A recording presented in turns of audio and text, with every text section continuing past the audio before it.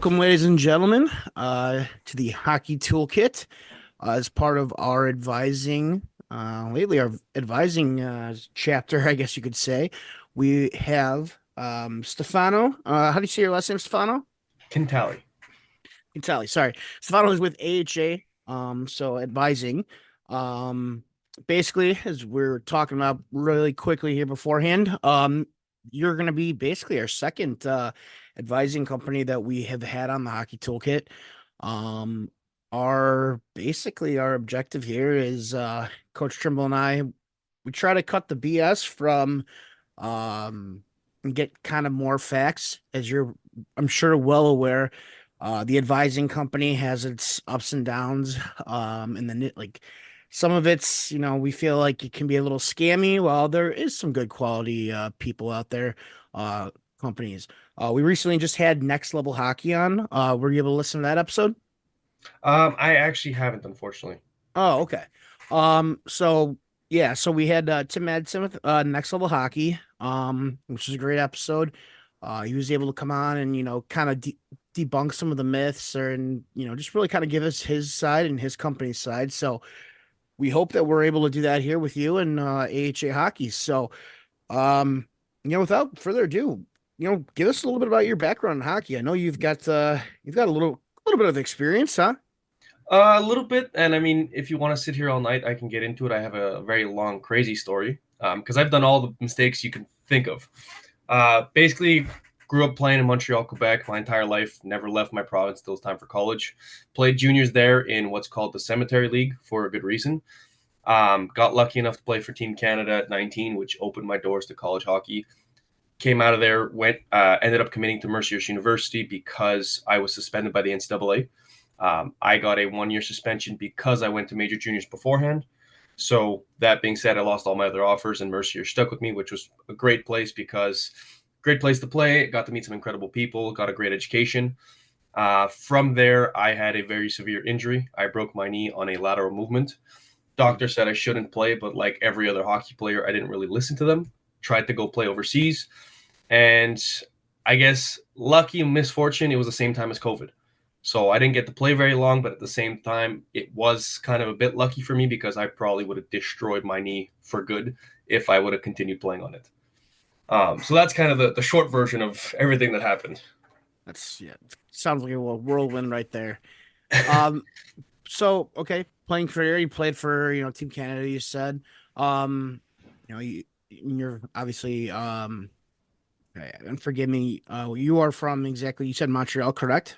Yes, Montreal. Okay, so you've had your experience up there. You're a goalie, broke your kneecap. That was the kneecap, or was it the knee in general, It was or the just full knee. So on a oh, lateral movement, my leg bent sideways and everything ooh, shattered.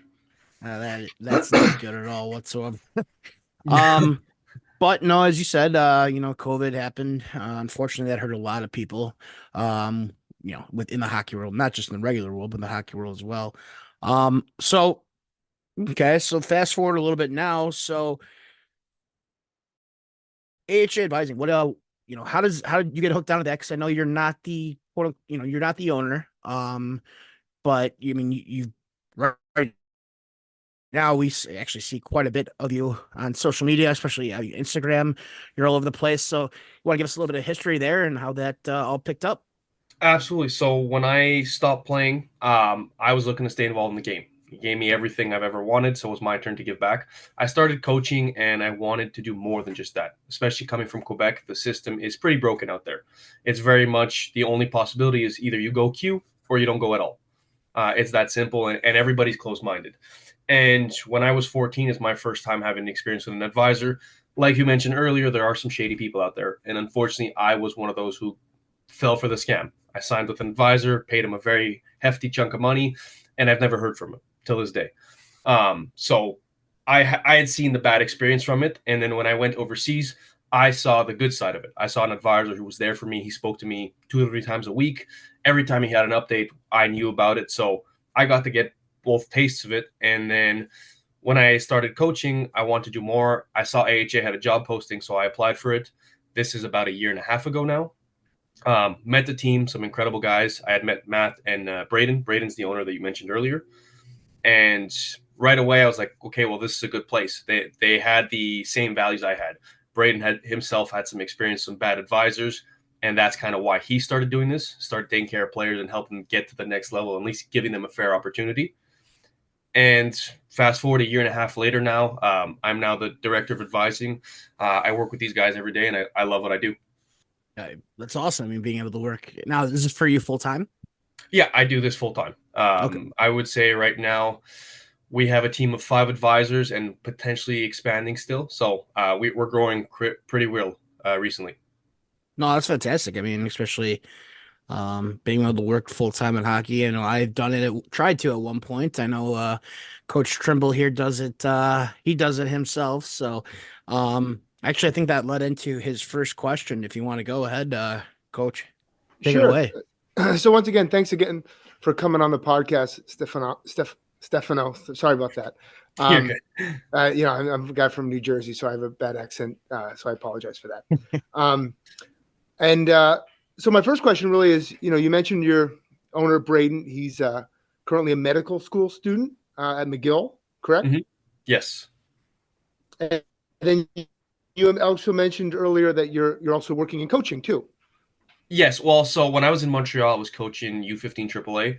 Now that I just got to Minnesota, I just do a little bit of goalie coaching here and there. Okay. And congratulations. It's great to be able to be involved with kids at all levels, right? You're coaching, younger kids, you said, and then also advising some older kids.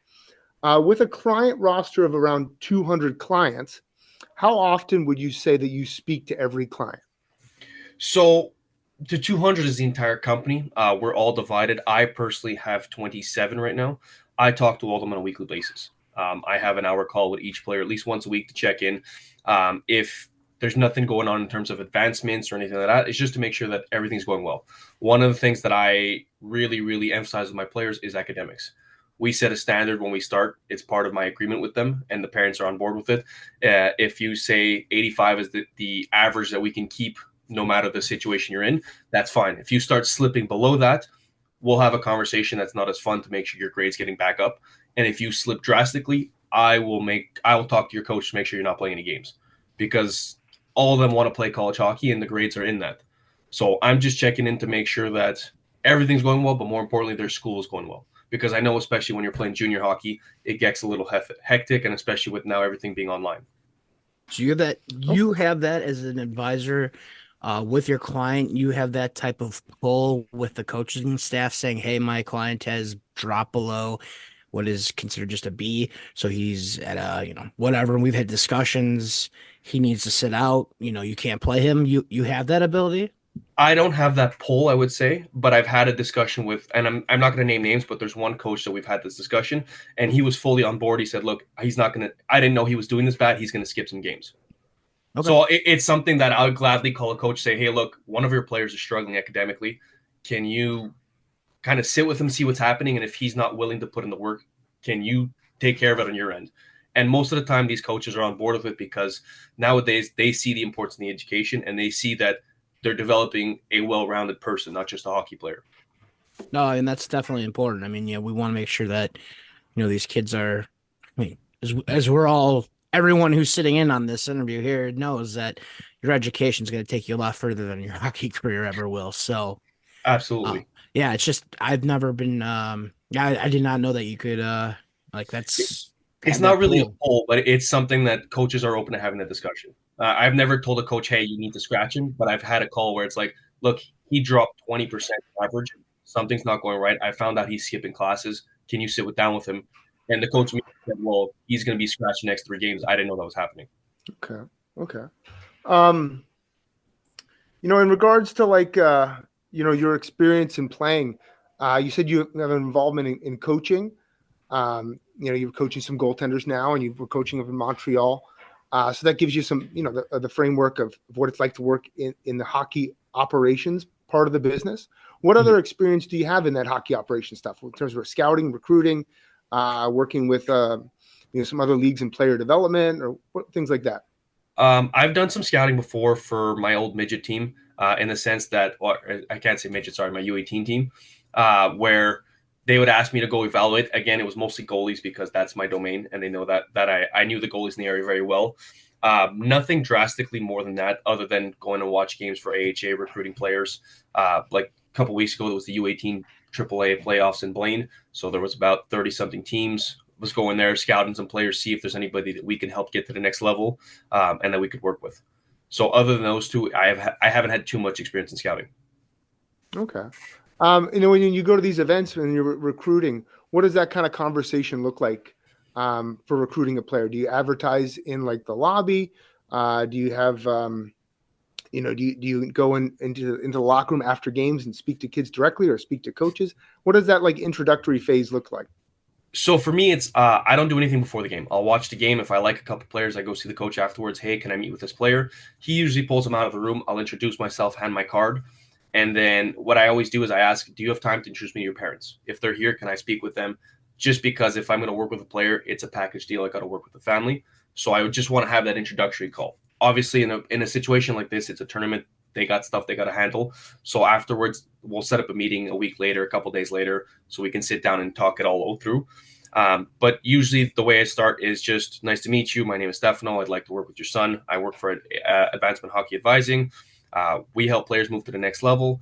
We pride ourselves on the fact that we're helping a hockey player and also a person, because part of our mission, part of what we do is making sure that they're well-rounded and everything they learn in hockey, they take with them afterwards in life. Because as you guys know, you can't play forever, right? There is an afterlife to hockey. So that's where the big part of the education comes into play.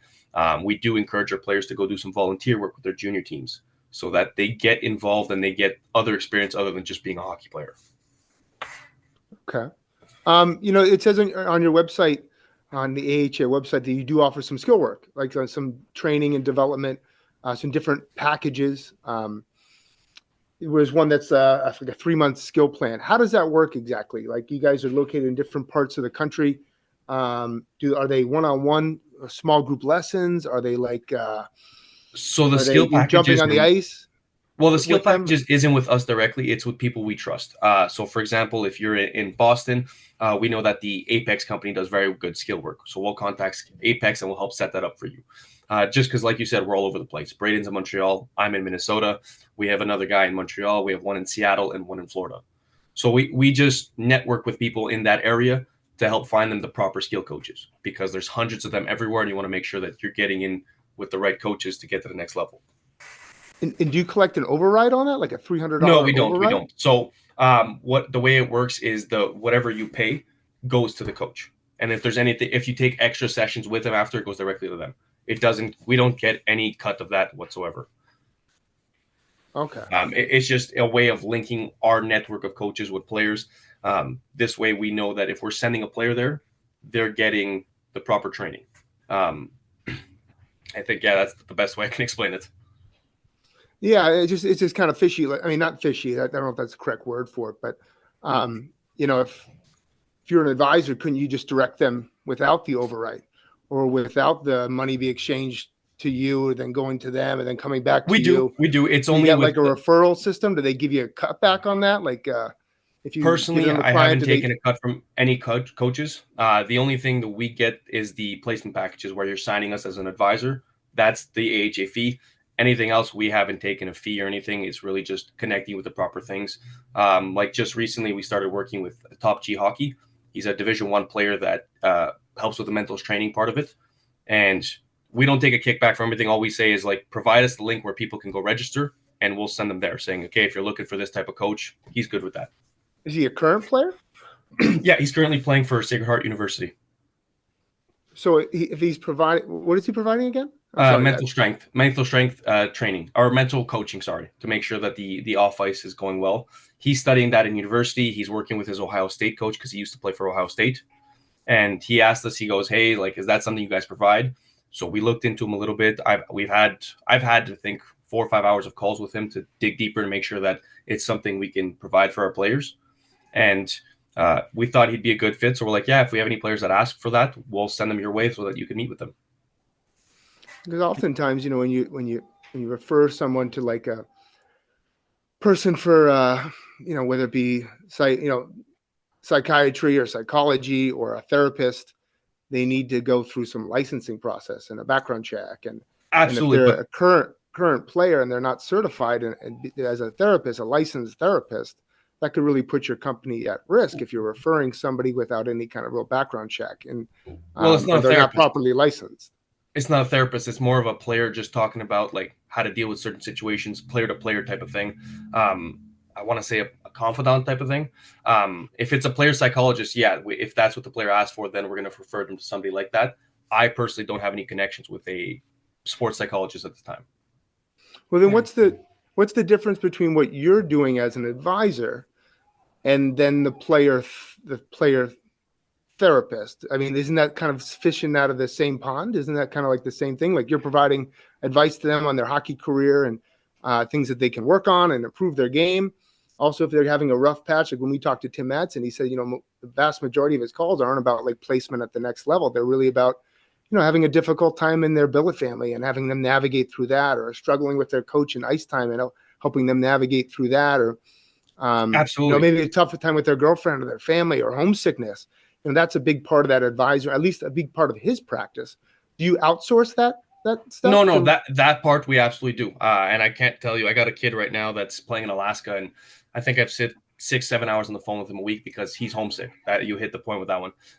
The situation where I referred a player to that guy was he was a forward struggling with the feedback he was getting from coaches. And as much as I was trying to talk to him about how to communicate with his coaches and move on, I wasn't a forward. So he's like, do you know anybody I can talk to who might have gone through what I went through? So that's where I was like, yeah, you can meet with a couple guys in our company, whether it's Braden, whether it's Matt, whether it's Sean, or there's this guy you can meet with. And I kind of give him the option because I was a goalie and it's different for a player and a goalie. But everything else you mentioned, I take care of that all the time, whether it's billet. Girlfriends are more of a problem than you would like to think at this level, but that does happen quite a bit. Yeah, I mean, I can definitely understand the context of trying to talk to a coach as a former goalie. I mean, I can't understand because I wasn't a goalie, but I understand what you're saying by that.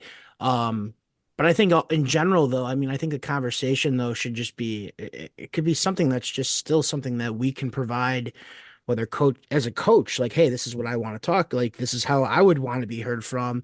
I don't necessarily, again, to each his own. I guess I don't think I would necessarily need someone on the outside kind of coming in like, hey, talk, have this talk with so and so. But I mean, if it's worked for them and if that's the route you guys are going, I'm not going to tell you how to run your, Well, your company. it's not our first choice. We always talk to the player first, but if he comes back and says, look, I'd like a more player perspective on it, I'm not going to tell him, no, you have to take my advice. At the end of the day, it's his hockey career, not mine.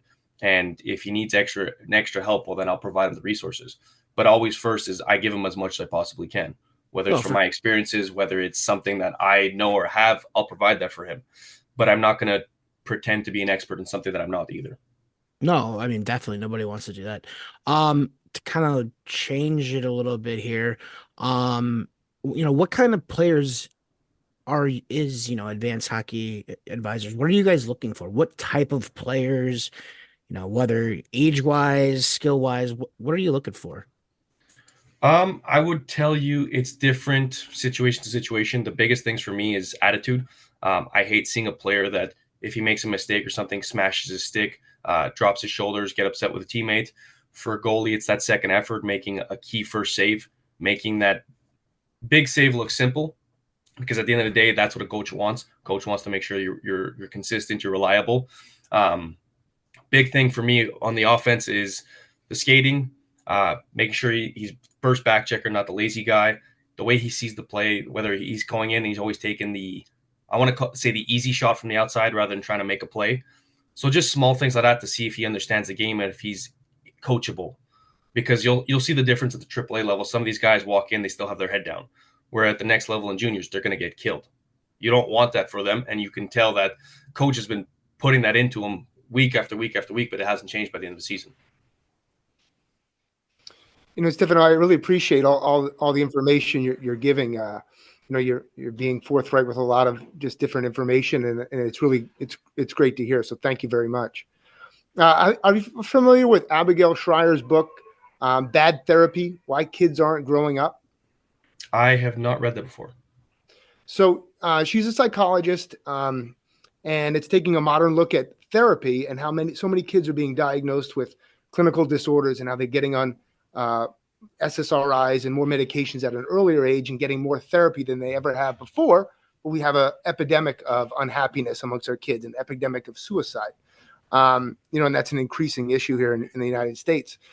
Do you think that by involving coaches, parents, advisors, another layer of advisors, potentially their peers, that's helping kids? Or do you think that that could be an area to troubleshoot, really? That could be a tough area to go through it as a former player. If you had that many people in your ears, would that be helpful for you? Every child's situation is kind of different. It's hard to say, right? Because you don't know the home they're in, you don't know their surroundings, you don't know the relationship they have with their coach. So it'd be difficult to comment on that. I would hope that every player has a safe space with their parents so that they can have an open line of communication. And that's their main resource, because obviously your mom and dad should be your first point of contact always. But it's different from player to player, situation to situation, right? It depends on how the coach approaches his players. Mistakes, good things. If you're always looking for the word right now, harping, no, going on the negative, it's not going to build somebody's confidence either, right? So there's a lot of factors in there that are out of people's control. But I would hope that the first point, the main people you listen to, are your parents for becoming a good person. Now, as a hockey player, your first point of contact should be your coach. Coach, what do I need to do to get to the next level? What am I struggling with? What can you help me with? Those should be kind of your first steps. Mom and dad, coach, and then afterwards have some other reliable people you can talk to. So then in that scenario, where do you guys come in then? Well, the way I like to see it is if a player goes to mom and dad and they're not happy with it, they want to vent, call me. I'm not going to give you advice if you just want to vent. If you're upset, you had a fight with your girlfriend, you want to talk, vent, go for it. If it'll help you calm down. If you spoke to mom and dad and they said, hey, we're not so sure, maybe get a third opinion, I'll provide you my opinion. But I'll never overstep someone's family. And I'll say, and go against what the parents say. Because at the end of the day, it's the kid's hockey decision. It's his career. It's his academics. And if they say, look, you have these potential opportunities, we don't want you going away from home, that's a family decision. I respect that, and I'll help you fall within those guidelines. No, I respect that. That's a fair answer. I mean, the family at the end of the day, I mean, you're there to advise them and give them the information, not to make the decision for them. And if I go back to my playing career, my parents aren't hockey background. They know nothing about the game. And when I started talking to them about juniors, they were like, look, you're not going away from home. So I did everything possible to play within a 30, 40-mile radius of my home so that I can drive to practice. And as much as I would have loved to play juniors outside of my province and had that ability experience, play in a better league, my parents gave me the opportunity to follow my dreams and play as long as possible. So I'm not going to go against them and try to do something that causes a problem. No, definitely. In terms of so we talked a little bit about some of your advising packages and some of the skill packages that you guys offer. What does that normally look like for an incoming customer? Are you on a retainer? Are you on a 12-month billing cycle? Are you paid by the hour? Like, let's say, like an attorney would be like, if I text you, am I getting charged for that, or a phone call? Like, are you billing by the hour? How does that work? So you mentioned the skill packages. I'll be honest with you, I've seen the finances. We haven't received a skill package payment in 12 months since I've been with the company. It's only the advising packages, the 3 months, 6 months, 1 year. Basically, it's a one-time fee for that amount of time. So for example, if you take a lot of the guys that are going to junior hockey will take a 3 month because they just want help finding an opportunity at the end of the season. They didn't end up tendering, so they go, can you help me out? We'll do that. And we'll never leave a player high and dry. So for example, I had a player last year who signed with me in June, and he goes, I got stuck, I got cut, I got nothing. I worked with him until December, till finding a team. He paid for a 3 month, but I just wanted to find him a team. So we did that. But oftentimes people end up signing a 1 year, and then they just keep renewing. Some people, I would say, do a 6 month and stop because that's what they looked for. For example, most of my prep guys, we help them get into prep school and they're there for 3 years, so they don't need an advisor every year. And we'll gladly tell them, like, look, call us when it's time to look at junior teams. You're not trying to leave your school. You're not trying to do anything. It's not worth paying for us year after year after year. Yeah. So the prep school process, like if are you talking about New England prep schools? Are you talking about hockey academies? What are you referring to? Or Both, potentially both? both, because they're long processes. If you look at the schools in the U.S., the prep school parts, they start applications in August and they go all the way till January, and then you get your response in March, and then you kind of got to filter through your options. So that's where we'll take a 6 month, do all that with them, set up the visits, talk to the coaches, negotiate the prices, and then what I like to do is give a pro and con of each academy or each option you have, and then let mom and dad talk with you and make a decision so that you have all the information you need about each school. And then the academies take a little longer because they can go all the way to the end of the season, right? Those U18 academies, or in the Canada, it's the CSSHL. They can go all the way till summer to make a decision. Now, do you currently already have contacts with a lot of these academies as it is, or are you yourself going in kind of, I guess you could say blind, trying to learn about them? And then, what do you have, background wise with these academies, and how are you, moving those players to them? Personally, I have a decent amount of contact in the New England area, and I would say in the eastern part of the CSSHL. Okay. For those out west, I usually rely on some of my colleagues who live out west and have better contacts. I'll tell them like, hey, my player can potentially play here. Can you contact that coach for me? But in terms of doing the digging, we all do that together. So when a player has an option, it's like, okay, what do you know about this place? Good and bad. Okay, what do you know? So that we can give them as much information when they make their decision. When you say you guys do the digging, is that you yourself and the player, or is that you? Our advisor team, Oh, our okay. team of advisors, because we all have different contacts from our playing days, right? I'm from Montreal, one's from Seattle. He may know the coach through a friend. He may know players who've played there. So as much information as I can gather for our player, I'll do that. Yeah, I was gonna say if you're having the player do it, I mean, then you No, gotta at no, least cut off some of his fees there. no. He all he has to worry about is going to school and playing hockey. The rest comes on us. No, definitely.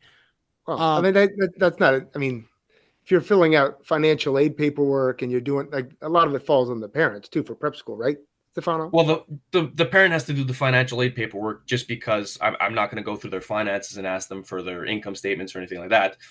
But we take care of talking to the coaches, setting up the visits, following up with the coaches, then talking about the price, seeing what they're willing to pay, what they can afford, and going back and forth so that the parent at the end of the day, after they fill out that initial application, they just have to wait for us to provide them, okay, well, the coach is interested. This is what they're offering. Here's the pros and cons of each. Okay. They can step in if they want, by all means. But so far, I've had parents tell me, like, look, I don't have time to do this. That's why I asked you to help me. Yeah. Yeah. yeah, it's more your domain, Trimble, than mine. I don't really, I don't have any 9Us right now or 10Us that are going to be looking at financial packages for a few more years. So One day, one day. one day, yeah. Well, so looking over the website, I'll give you, one thing I give you credit for is, your ability on social media. I see a lot of your stuff on Instagram. You do a fantastic job with it. I mean, I know it's you. You're doing a fantastic job with it. I'm impressed. I mean, even I'm not tech savvy enough, even though I co-host and produce this. So I definitely give you props on that, especially all the videos you do and how you do them. So keep up the great work on that side there. Um, so looking at the website though, as we, do our research and we talk, you guys do have a decent list of testimonials. And how long has Advanced Hockey Advising been doing business? I want to say about 5 years. It was initially Braden who had just helped out some people locally and then realized, like, oh, I can actually do this as a business. And then I want to say good friend, I don't want to say just teammate, David joined him, and they've been doing it together for a long time. And then David just recently left the company to start his own business.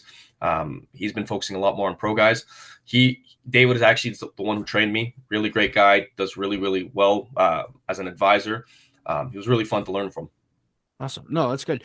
So, I mean, if I may, and again, I mean, I did what any even uneducated, but let's pretend educated, any parent that's going to possibly be spending money with you, I kind of did anything that they would do, homework wise, and again, I went on the website, I saw all I went through the different packages you have. I went through, you know, AHA plus just versus AHA, those different things. And we can get to that in a second, but, again, the testimonials, I think that for anything, especially sales related, because advising is you guys are selling yourselves as the product to the players to get them to whatever that next level is. The testimonials, I mean, that's the most probably the biggest piece right there of advertising, right? Word of mouth, and hey, oh, this kid's gotten this far. How do with those testimonials, how do you feel overall with what you guys have done so far? I think we've done great. You know what? We don't have parents calling us upset with what we do. We haven't had parents call us saying, "Hey, I haven't heard from you in 6 months," and often that's what we get in the consultations is a parent saying, "Look, I already have an advisor. We haven't heard from him in 3 months, 4 months. Been texting him, no news. He doesn't talk to my kid." Um, and whenever we meet with somebody, whenever set up that initial consult, we always tell them, "Look, you may not need an advisor. If you want one, by all means, we can help. But I always recommend you go meet with a few of them because at the end of the day, this has to be good for you and your kid, and you need to be comfortable with who you pick." And I think that's kind of why people are happy with our service because we're upfront, we're honest upfront. Like we don't hide anything. As you see in our social media, we provide as much information as possible. We tell people go meet with a few advisors, see who's your best fit, see who you think will help you the most, and go with them, whether that's us or not, because it's your kid's future. At the end of the day, it's not ours. Right. So I mean, again, I don't have any kids. The joke I always make that I know of. But if I'm looking at it from a parent, again, I'm looking at all this stuff. Now, I did a little bit more Google searching than a typical parent, but on the testimonial side that you guys have, I looked at some of the players that you guys have, pushed onto these levels that you have on your website, and it was interesting because for me, I was able to see that some of those kids only lasted a few games at that league they went to. There's one, I think even, he left after that. A lot of them either went down a level, back to the original level they were at. One didn't even play at the level that was posted on there. So I guess how would AHL sell me as a prospective parent, especially that trust? Like, okay, like you moved my kid up to this level, but he's not there anymore. Or, if or you move this kid up, he's not there anymore. He's not even playing hockey. Or and again, I get it. Some kids are different. Everybody, goes through different things. But um, when you've got that oh, and again, that's your word of mouth. That's your bread and butter right there. And all of a sudden it's I'm seeing this and I'm like, oh great, well, this kid's not even playing here anymore. What happened? Um and I'll be honest, it wasn't just one or two. There was quite a few of them. So I And mean, that's a great question. It's a fair question. So when we talk to a player, and I did this with one of my players recently, we're upfront. Look, this team at the next level wants to take you. You're not going to be the guy. You're going to have to battle to be in the lineup every night. And like I said, I provide the pros and cons. So if you want to take that risk, by all means, go for it. But understand that you're no longer the top dog. You're taking a step to the next level. You may not exactly be ready for it. You want to go. A lot of kids nowadays think that they're meant to play in the top leagues, but they're not actually ready, and it's hard for them to see that. And when they go, they struggle. And as much as I'm there for them day after day saying, hey, like, go talk to your coach. What else do you need to do? Do the extra work, do this, do that. If they're not performing, they're not doing well, they end up wanting to leave. And they go home on their own, they get cut and nobody else wants to take a chance on them, or they get into a scrap with their coach and they get kicked off the team. But once you're there and you took on the risk after I told you it might be better to stay at a lower level and play rather than go up and sit, it's on them to play to earn the ice. I can't call the coach and beg him to put you in the lineup. I can't call the coach and be that crazy parent day after day saying, why isn't he playing? Why isn't he playing? Why isn't he playing? You knew in advance what you were stepping into. And I make sure that before you decide to sign there or go there, you know everything in advance. You set up a call with the coach. He tells you, look, you're going to be a bottom six guy. You'll be the 13th forward. You got to get into that lineup. Well, wait, I mean, that brings up a good question then. Like, what do you think is a better testimonial then? Like, what is a kid that maybe is a struggle to play at a certain level? It might be a lower level league, but he has a great experience and that leads to an opportunity that fits him at whatever level that may be. Or the kid who, maybe gets a chance in the top league, fails, flames out, it seems like I would want to promote that kid that I developed for a couple years and moved on and helped him get to where he belonged, rather than a kid who I got him a spot where he didn't belong and then he flamed out real quick. It seems like if I'm selling beer, is it taste better or less filling? What do I want to sell? And that's a bigger question then. You're right, but we pride ourselves on being honest. Why would I hide the fact that, you know what, I placed a kid here, he didn't perform and it didn't go well?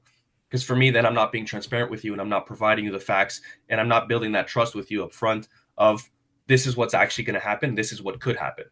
Whereas if I show you examples of kids where, you know what, they played at a lower level, they did super well and they moved up slowly, and the kid who moved up too quick and wasn't ready, at least now you can tell up front that I have nothing to hide. I open my books and I let you ask me anything you want. But do you think it ever erodes trust? Like, I mean, and this is just being devil's advocate, but like if you're a parent and you did that Google search that Trevor did, do you think it would erode trust potentially to say like, oh, well, this kid got there in their advertising and then he never played at that school? Like that's a thing that could really hurt that trust level. You're right, it could, but we pride ourselves on being fully honest and transparent with people. We have no shame in saying, like, look, we placed him there. He thought he was ready for it. We provided him the pros and cons. He knew he wasn't gonna be a top guy for them. Decided to go anyways, and it didn't plan out. But again, that goes up to us providing that information up front, saying you might not play. You might be the 13th forward, and you play 1 every 5 games. If you want to go anyways, I'm not going to stop you. I'm not going to tell you, no, you can't do that. It's a horrible decision, because a lot of kids have that mentality of, I have to be playing tier 2. I have to be playing at this league to get exposure. If not, it's not worth it. I'm better than this person. I'm better than that person. The comparison nowadays is one of the biggest things we deal with. Is we'll get on a call with a parent and they're immediately saying, well, this guy signed here, he's tendered there, my kid's better than all of them. Why is your kid not tendered then? You know what I mean? There's something that's missing. So it's, at the end of the day, you're right, it might hurt some opinions. Some parents be like, what if they do that research, but we're being transparent and honest up front and we're not hiding anything from you.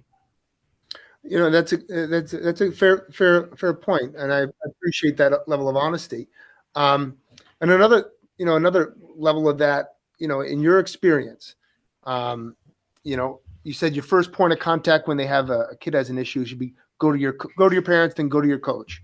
I find that a lot of college placement, and in terms of our commitments here, certainly in our league, in the Eastern Hockey League, are done through the coach.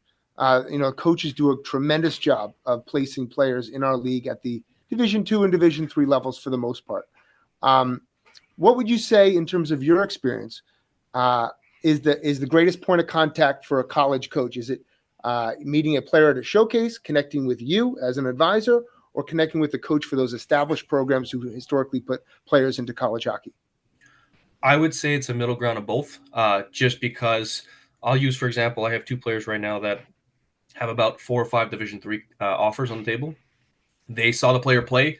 They went on his EP. They contacted us, spoke about the kid, and then I gave them the coach's info. I said, go contact this coach, talk to him, get a better perspective of it, because I'd like to give as many references as possible. So I would say it's both, because the coach reached out to some of those schools, and there's other schools that I reached out to, and they came back and said, oh, yeah, we hadn't seen him play yet. So I think the mixture of the two is great for the kid, because he has that many people advocating for him. You mentioned academics earlier too. That's a big part of the equation, right? So like a kid could be able to play at a certain level. Let's say you have 4 schools there that you talked about. Kid has the ability to play in maybe 4 schools, but academically they can only fit into 1 or 2 of them. How do you navigate that with your clients? Well, I'm just upfront with it and say, look, academically you're not there. If you want to get there, depending on their age and how close they are, right? If he's an 03, it's kind of late to get his grades up. But if he's an 06 and he has time to retake an SAT or take some college courses to get his grades up, I emphasize that and I make it clear. I say, look at the offers you have on the table. Your grades aren't there. And I kind of show them what you're going to lose. But that's something that... How much do you put into... Oh, right, I'm sorry. I interrupted. Well, that's something I put a lot of emphasis on, is the academics the minute we start working together.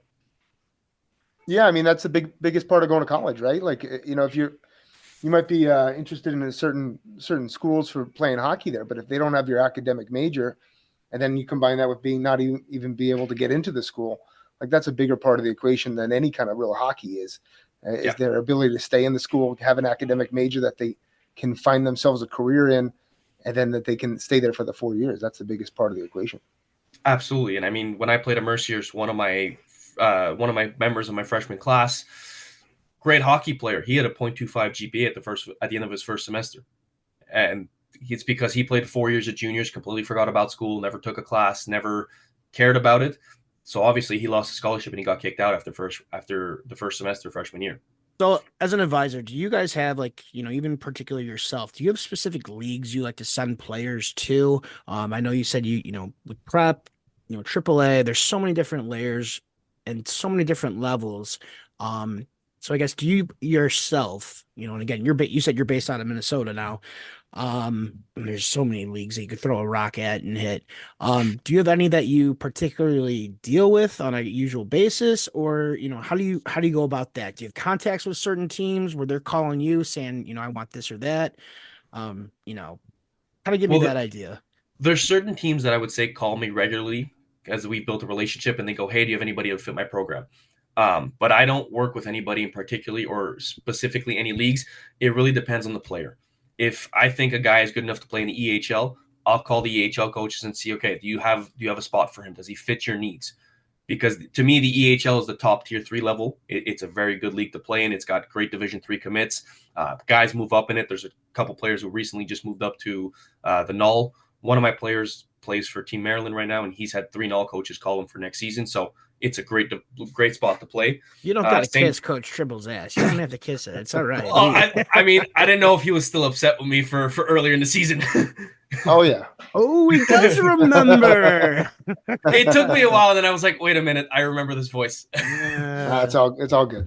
ahead. I'm not Sorry, I great didn't with mean to names. interrupt you. No, it's all right. Go ahead.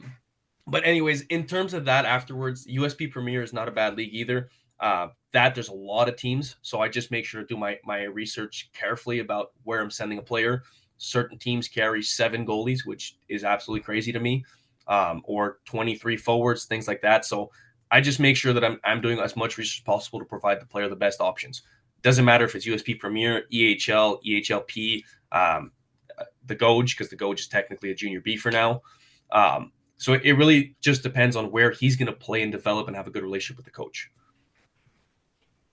It's really sometimes what I've found it's really disheartening sometimes is when advisors kind of double dip. Either they're coaching for a certain organization or they have an assistant coaching with a certain organization, or they're like getting paid by a certain organization to send players to that particular team. Is that a common practice at AHA, or is it not? Is that frowned upon? It is not whatsoever. We don't accept payments from any teams. I want to send my player where he's going to be best taken care of and given a fair shot to play hockey. And I say fair shot because nobody can ever guarantee ice time, right? If the kid is making turnover after turnover after turnover, he doesn't deserve to play 35 minutes a game. That's on him. He's having a bad game. But I just want to make sure he's in an opportunity where coach isn't just going to bury him in the lineup and never talk to him. He had a bad game, perfect. Make him skate the next practice. That's fine. Make him do suicides, but give him a fair shot to earn ice time again. And as long as he's got a good billet, he's got a good practice schedule, because there's some teams that skate only twice a week. So that to me is not enough time for a kid to develop, especially if he's a rookie in juniors. So we look at all these things and we don't accept payment. I don't care who you are, how much you're paying. If it's not a good spot for my player, I'm not going to give you a call for that. Now let me ask this question. You guys do post, what teams are looking for, throughout the season. So how does that work? And again, there's no accusations being thrown here. It's just, how does that work if you've got teams looking for these types of players? How does that work for you guys? So what we do is, before we post that, we talk to the coach about our roster of guys, and we see if anybody's a fit. If our guys are a fit, then we won't post it, because obviously we're going to promote our guys first to those spots.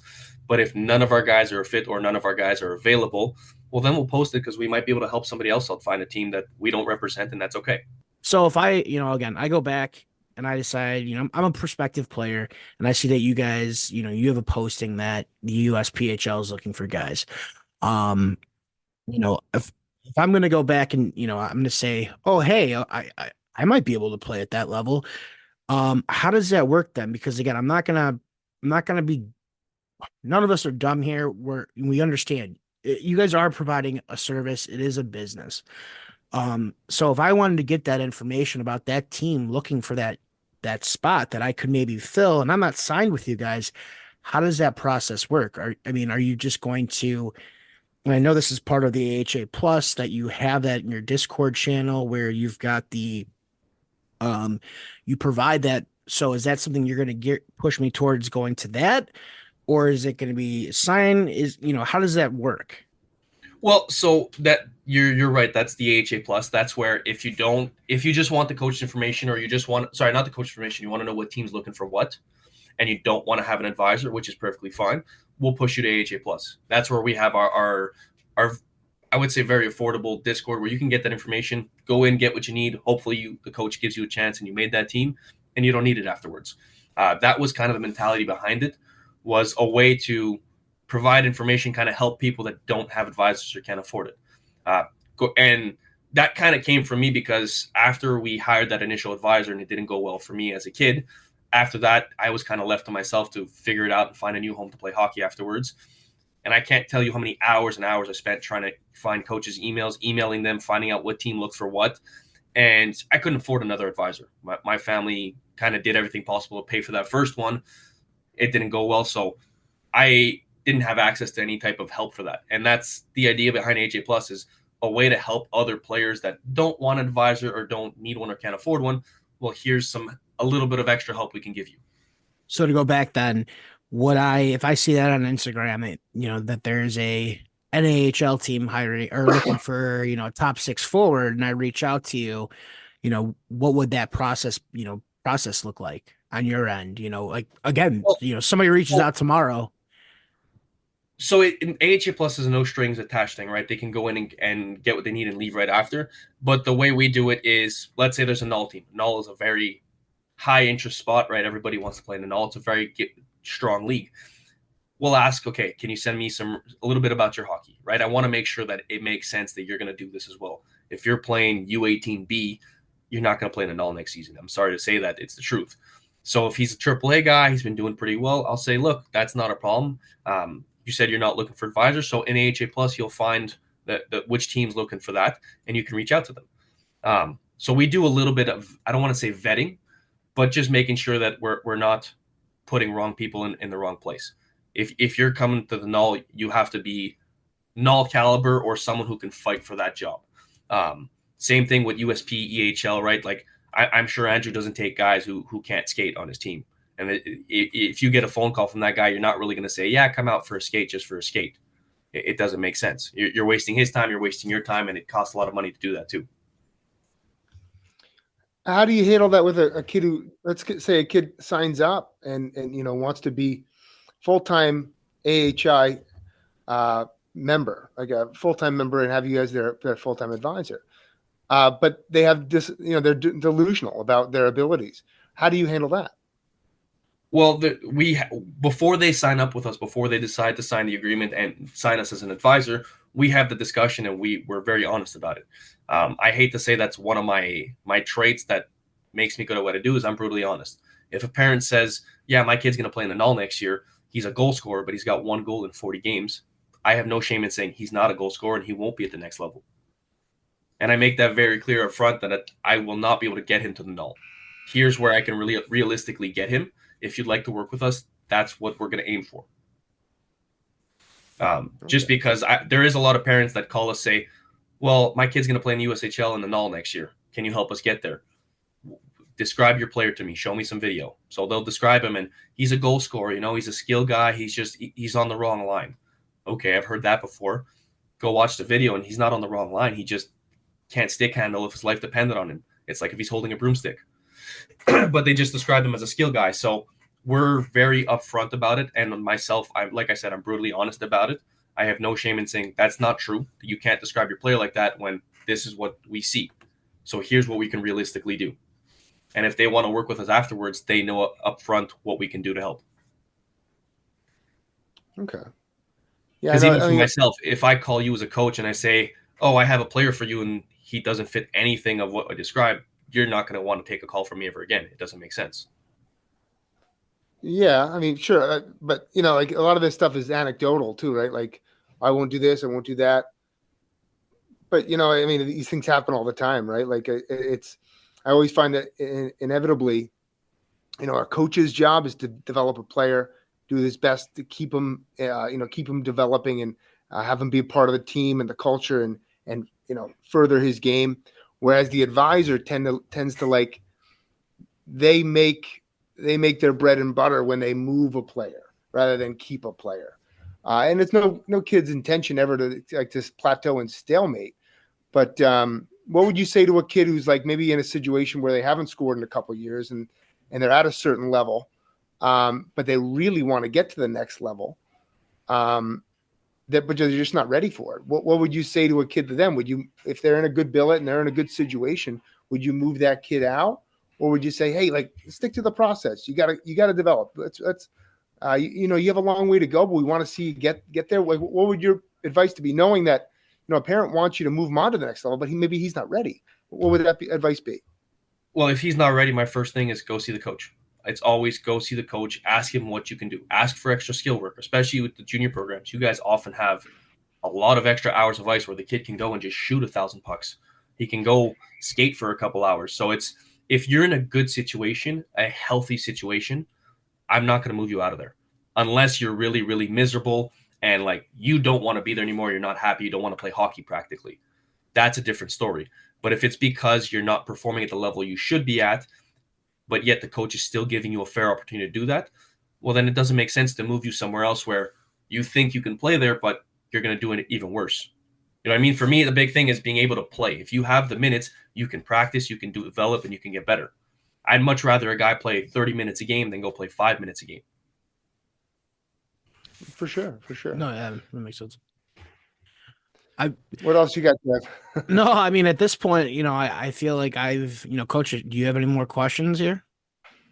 No, I mean, I think you know you've done a good job, Stefano, to kind of give your backstory on what you know what your philosophy is with regarding players and moving those players on, and the philosophy of AHA. I think that's terrific that you're so willing to share that information.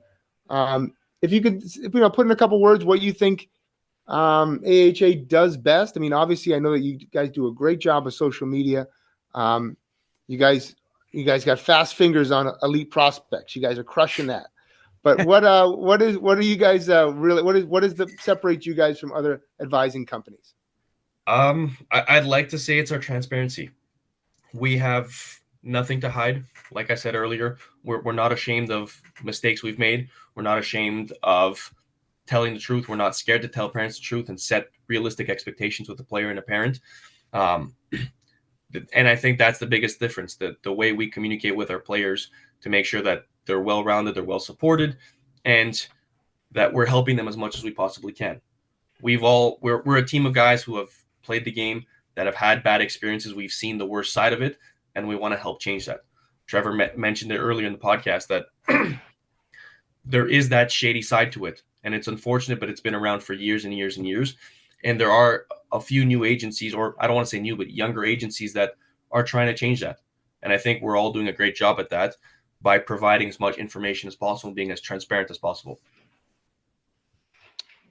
Yeah, that's great. I mean, there's just on a personal level, like what, you know, you have a great hockey background. You know, you have a great hockey background. You're articulate. I could see you in front of a locker room of, you know, engaged kids. You know, what prevents you from wanting to be a coach, like a full-time coach? Initially that was the goal, was to coach full-time. And I think potentially in the future I will. I do have a little girl on the way, so maybe I'll coach her someday. Congratulations. Yeah, congrats. Thank you. But moving to Minnesota, I'm new to here. I'd like to get to know the area, get to know programs that are worth coaching at. Like I mentioned earlier, I want to make sure that I'm coaching in a program that takes care of the kids and cares for them and really works with them, developing them. I do think if I get into coaching, I want to coach little kids, just to where it's a lot more of just enjoying the game. You say that now. That's where the money's you at. You thought right advising there. parents were bad. Well, I'm thinking like mites, where it's just let's have fun playing hockey. No, of course. just with a kid coming, I don't know if I can do the traveling of a junior hockey team or the crazy schedules. I would ideally would like to, but there's a lot of factors that are unknown for me right now. So I don't know what's coming in the future. I love what I do at the moment. Awesome. I appreciate you coming on, Stefano. Yes, definitely. Thank you very much for reaching out to us. We appreciate all the insight you've provided for us, and we wish you the best of luck moving forward, and especially with the newborn on the way. Thank you very much. I appreciate it. Thank you for having me on. All right, thank you very much, and we will well, best of luck. We'll talk to you later.